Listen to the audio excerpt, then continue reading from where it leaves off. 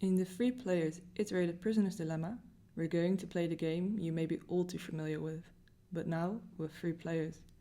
First, we will discuss the setup of the classical variant, involving 2 agents, 0 and 1. The agents are arrested and are offered a bargain. If one of the players testifies, while the other stays silent, the testifying player will go free, while the other goes to prison. But there's a catch. The players are interrogated separately. If both players testify, they both go to prison.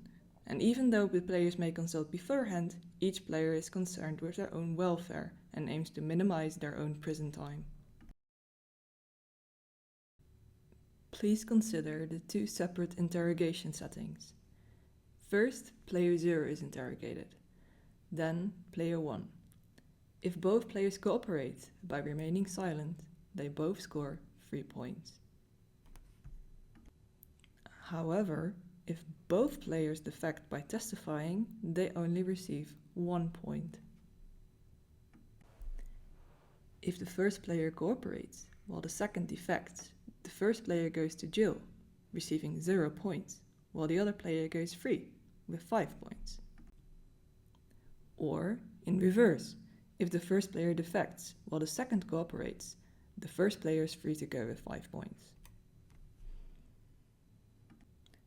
In the 3-player variant, each agent plays against 2 others at the same time. Their score for the round is the sum of the scores of the individual interactions. For example, if player 0 defects to player 1, while player 1 tries to cooperate, player 0 receives 5 points, while player 1 receives 0 points. Then, if player 0 defects to player 2 as well, and player 2 defects back, they both receive 1 point. Lastly, if player 2 and player 1 cooperate, they both receive 3 points.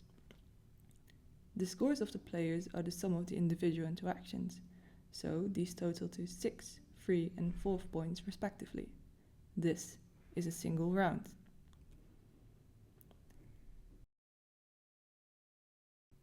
In the iterated game, the 6 interactions discussed before form round 1. Then, round 2 may look like this. We play 3 more rounds. The winner of the game is the player who has accumulated the most points after the 5th round. In this case, that is player 2. Having discussed the rules of the game, we will focus on the challenge. How do we actually play it? When the game starts, each player receives a prompt explaining the game, round structure and payoff matrix.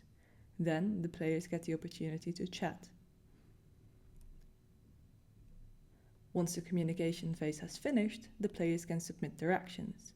The players may submit 2 actions, 1 for each opponent. If no action is provided, the players are assumed to be cooperating. The players' actions are formatted as follows. The players describe between square brackets with whom they are cooperating and with whom they are defecting. In this case, player 0 is cooperating with player 1 and defecting with respect to player 2. It looks like this. When all players have submitted their decisions, they receive all other players' decisions, and the round ends. Then, the players can prepare for the next round, starting with a communication phase.